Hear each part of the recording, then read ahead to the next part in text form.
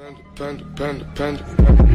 got broads in Atlanta, just took the lean in the family, credit cards and the scammers, hitting the licks in the van, legacy. Salut à tous et bienvenue sur cette nouvelle vidéo où on va parler de H. Alors aujourd'hui on va parler de H, mais plus précisément de H sur du HL, sur du endgame, level 300 et plus.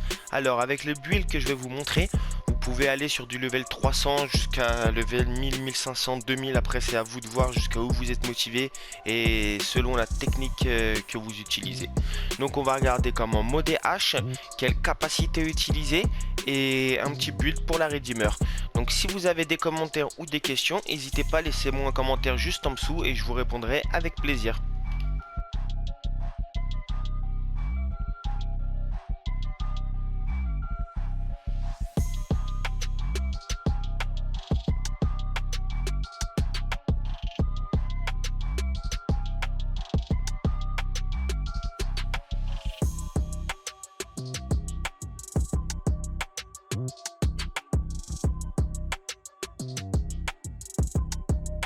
On va regarder ensemble le build que j'utilise pour H pour faire du endgame.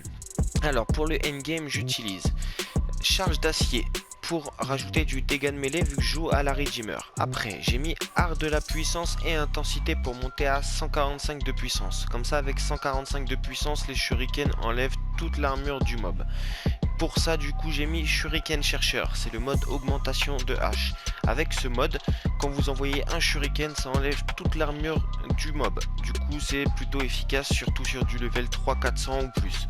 Après j'ai mis message de l'augure et 3 d'esprit et continuité accrue pour ajouter de la durée de pouvoir. Comme ça on monte à 269 de durée de pouvoir. Du coup pour l'écran de fumée c'est pas mal, on est à 24 secondes point 5. Après j'ai mis un rationalisation pour un peu d'efficacité, flux accru pour avoir un max d'énergie, talent naturel pour pouvoir caster son pouvoir plus rapidement, et ça va nous être bien utile parce que on va jouer avec écran de fumée toute la partie. Le but c'est que les mobs n'arrivent pas à nous voir parce qu'on a mis ni de vitalité, ni de redirection, ni de fibre. Du coup le but ça va être de jeter les shurikens pour la faiblesse et d'être invisible de temps en temps. En arcane j'ai mis arcane vengeance, arcane attaque, mais ça c'est à vous de voir. Alors maintenant on va pouvoir voir en partie comment ça se passe. Alors en partie avec H on va utiliser surtout son deuxième pouvoir, l'invisibilité. Vu qu'on n'a pas mis ni de vitalité, ni de redirection, ni d'armure, faut pas se faire voir par les mobs, vu qu'une balle vont nous tuer directement. Donc on va jouer deuxième pouvoir et surtout aussi on va jouer le premier pouvoir, le shuriken. Le shuriken, vu qu'on a mis 145 de puissance avec le mode syndicat, ça va pouvoir enlever 100% de l'armure de l'ennemi. Du coup après il a plus de résistance. Maintenant ça veut dire on peut l'attaquer avec du viral, de la radiation, un petit peu tout.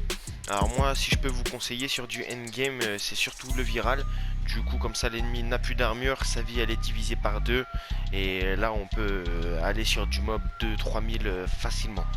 Avec un peu d'expérience surtout.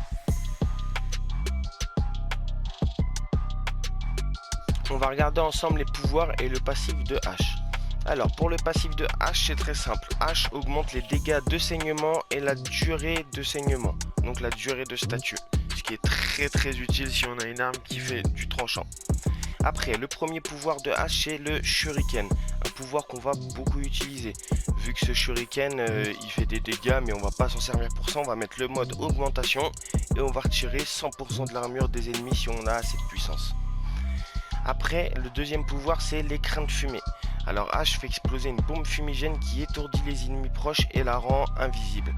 Du coup, c'est plutôt pratique pour le endgame et puis même pour pas prendre trop de dégâts. Après, le troisième pouvoir de H, c'est la téléportation.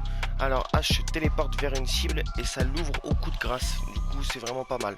On se téléporte et on peut mettre un coup de grâce. Et le dernier pouvoir de l'âme de H, excusez-moi, c'est tempête de l'âme. Alors tempête de l'âme, en fait le but ça va être de déclencher son ulti et de marquer un maximum de cibles. Et dès qu'on va rappuyer sur son ulti, plein de clones de H vont venir et vont faire saigner les ennemis avec pas mal de dégâts. Alors maintenant on va regarder comment utiliser H sur des mobs de gros niveau. Alors j'ai mis les artilleuses lourdes 165, elles sont pas en pause et je suis pas invincible. Du coup va aller voir ça. Alors, H en partie, le plus important, ça va être d'utiliser son invisibilité. Comme vous voyez, j'ai pas beaucoup de vie ni pas beaucoup de bouclier. Après, on va utiliser ses shurikens. Un shuriken, regardez, directement, ils ont plus d'armure les mobs. Voilà. Et du coup, maintenant, hop, on peut y aller en gaz. Il n'y a rien de plus simple. Et si jamais on est sur des mobs beaucoup plus haut level et qu'un coup de Redeemer suffit plus, et ben on peut y aller avec les Pox. On met un coup de Pox pour le proc et Redeemer derrière avec du gaz. Alors maintenant on va voir le build que j'utilise pour la Redeemer. Pour la Redeemer en posture on met valse de balles. Vu qu'avec avec cette posture on va pouvoir tirer constamment. Après j'ai mis un fracas d'organes amalgame pour les dégâts critiques et la vitesse d'attaque de chargement. Après on a mis un point de pression accru pour les dégâts de mêlée. Frappe de fièvre accrue pour le poison. Les 4 modes 60-60, gel vicieux, coup voltaïque, fléau virulent et fil voltaïque. Et avec ça on a mis un petit surcharge d'état. Comme ça on va être en gaz magnétique avec 95% de change de statut. Et du coup si on a des Pox en viral, c'est bien d'être en gaz. Comme ça on augmente les effets de statut et c'est plutôt pas mal niveau dégâts. Si jamais vous n'avez pas de Pox en viral, je vous conseille de mettre votre Redeemer en viral en inversant juste ces deux modes. Du coup on passe en viral à radiation. Et niveau dégâts, c'est ce qu'il y a de mieux on va dire.